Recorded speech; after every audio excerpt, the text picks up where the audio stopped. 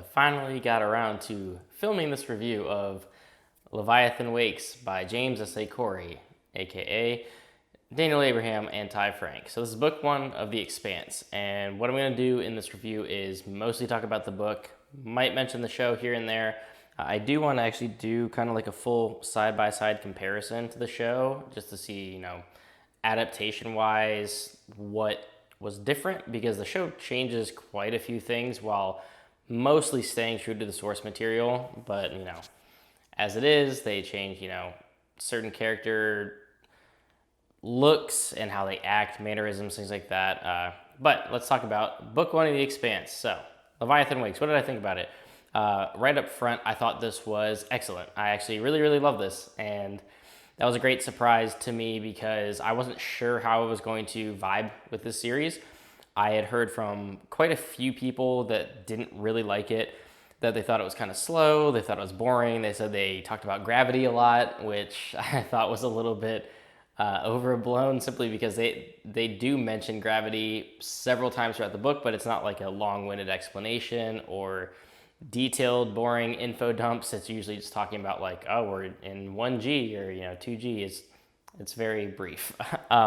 But what is this book? So if you don't already know, The Expanse is, I believe, 9 books now. Whatever the newest book coming out, I think, is the conclusion.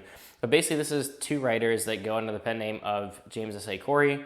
They study under George R.R. Martin, which is why you see his name all over these books as well. And that's why it gets likened to A Song of Ice and Fire in space, which,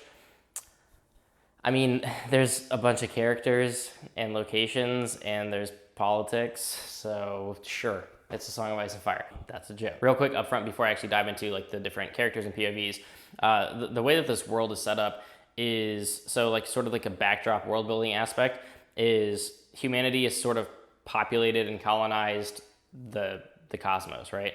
You have people on Mars, you have people on Earth still. You have the asteroid belt. They're known as Belters, Marsers, as I said in my previous video. You've got Martians, Earthers, Belters, and a whole bunch of other people. What's really cool is in the first couple chapters, you get introduced to and I was taking notes for a while, but a lot of it didn't really come into a huge factor. Each planet has a resource that's important to the solar system that they barter and trade throughout. And so every planet has its own offering to the world basically, but this really revolves around the belt, Mars, and Earth.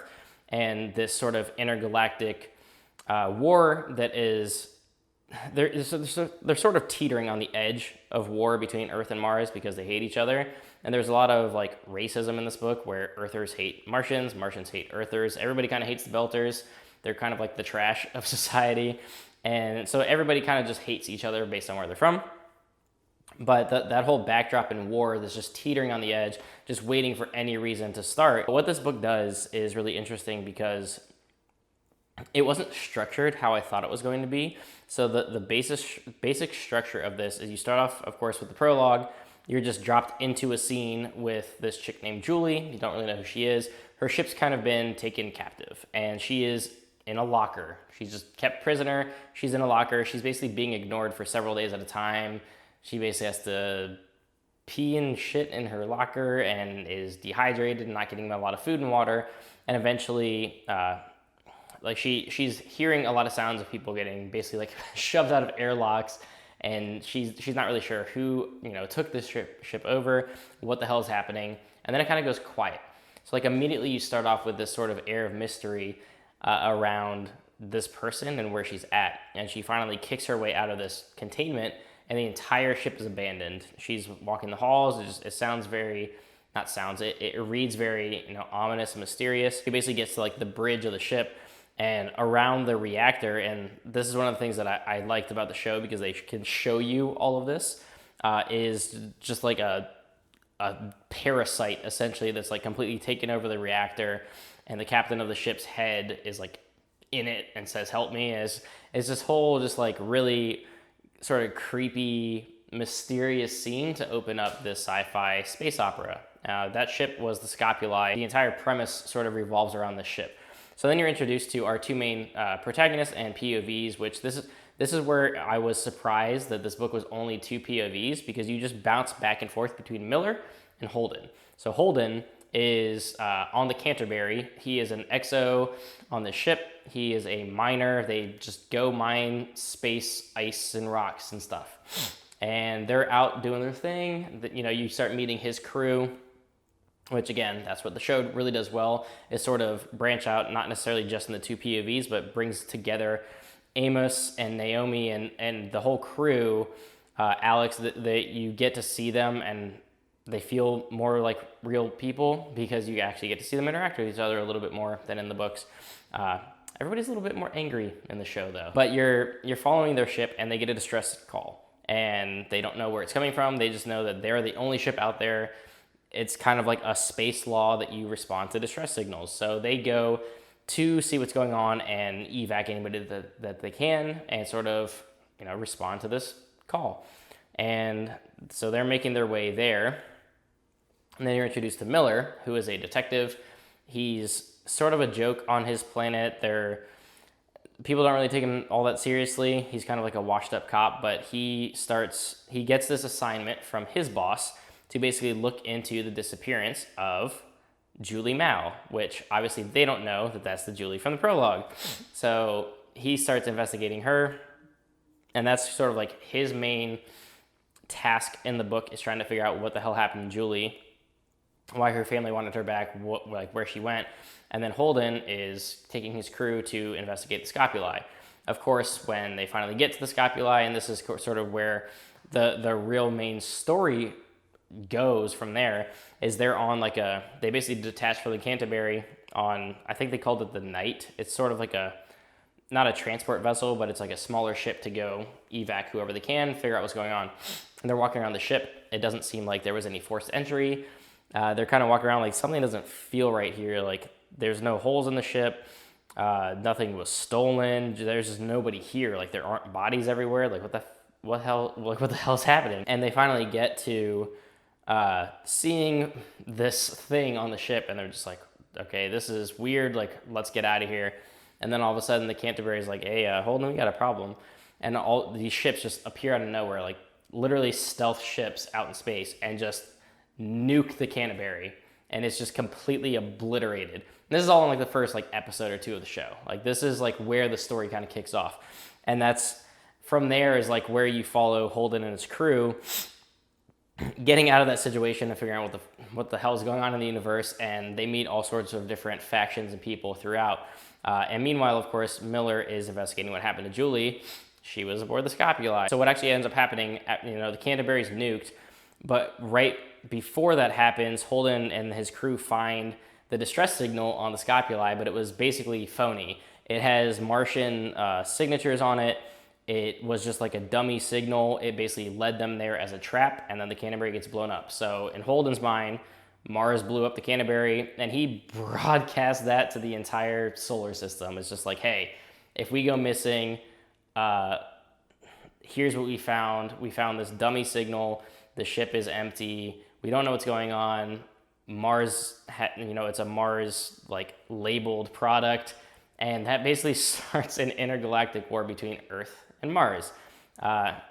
This is sort of where the show, I felt like, went a little bit different, where the show almost approaches it as if Holden like wanted to start the war, where he's like, first of all, he's really brooding in the show, and I can't take the actor seriously at times, because as soon as I saw him, I was like, that's the dude from The Covenant. I used to watch that movie all the time as like a 14-year-old. Terrible movie. Don't watch it. They're all like on the swim team, and it's a bunch of excuses to like have a bunch of shirtless guys in Speedos, but they're like witches, and it's terrible. Okay. But anyway, he's Holden, but I feel he's really brooding in the show. And in the book, I got the vibe that he was just sort of trying to like get the information out there, and almost like naively just didn't think anything would happen about it. And in the show, he's almost just like, Mars planted this here. So I feel like he was like calling Mars out directly. So it was a little bit weird. And like I said, everybody, like the Martians in the show are really mad. Earthers are really mad. Everybody's mad in the show. I feel like I didn't read that into these characters in the book. But yeah, so that sort of starts off this, overlapping storyline between what was originally happening with trying to find out what happened to Julie, and Holden and them trying to escape essentially what they got stuck into. And then you have this whole Earth versus Mars thing happening throughout the book as well. So they have to maneuver around some of that too. So the plot, the setup, and the characters right up front, I did really sort of get attached to everybody. Obviously, they're not all fleshed out. You're really just focusing on Holden's point of view and Miller's point of view. So what I like about a TV show, for example, is you can sort of give other characters more screen time, give them a point of view that you might not necessarily get in the book. And while I did actually end up liking a lot of the characters, you don't get as much time with them until, you get the most characters in Holden's point of view, because like Miller interacts with Havelock, his partner and like his boss, but for a long time his point of view is just him trying to find Julie. While Holden, you have like the whole group mentality, you have all these different side characters and stuff that you're interacting with.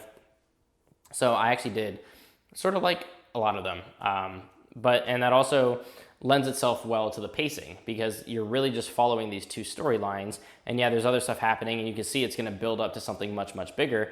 But the pacing was sort of on point, because one, this is hard sci-fi, but this is nothing like Revelation Space, where that was very much like not necessarily philosophical, but really heavy into themes, really heavy into the science and breaking down like not formulas per se, but like really in-depth, detailed analysis of space and science and technology. This is sort of more streamlined and digestible sci-fi, I guess I would say. And that made the pacing of this book really, really flow for me. And because you're just bouncing between these two POVs, you're kind of always going forward. You're always having action going. There was no like low point or slow parts of this book, because you're just going and going and going. And it's actually relatively action-packed too for being a space opera like this, because you have ships fighting and you have things exploding and you have people running away. And it was pretty action-packed, and a lot of the dialogue is really digestible and easy to read. They swear all the time, which is right up my alley, and it's fake Stormlight Archive swears. But yeah, without spoiling anything, because I do kind of urge everybody to read this at like sci-fi and like space operas. It was just the overall setup was great. I really liked the characters. I thought it was paced wonderfully. There's enough science and tech and detail and description in this without overbearing you or feeling info dumpy, which I really appreciated. And it was just super easy to read. It was a super refreshing thing to get through. I loved it. I actually do think I prefer the book to the show, because the show's on Sci-Fi. I don't remember when this aired initially, but I mean, a Sci-Fi original show now on Amazon is where I'm watching it.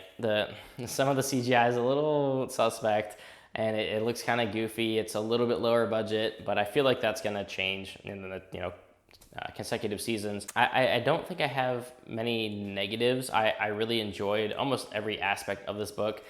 Super nitpicky, just funny thing to me is, why is it that in not just sci-fi books, but like video games, movies, whenever there's like a distant future sci-fi or like dystopia, why do people have shitty haircuts? Like the Belters just look like rejects from like the game Rage or some like Cyberpunk 2077. Like why does everybody like shave half their head and do like weird mohawks, or like the little like long hair but like parted over here, but it's completely shaved?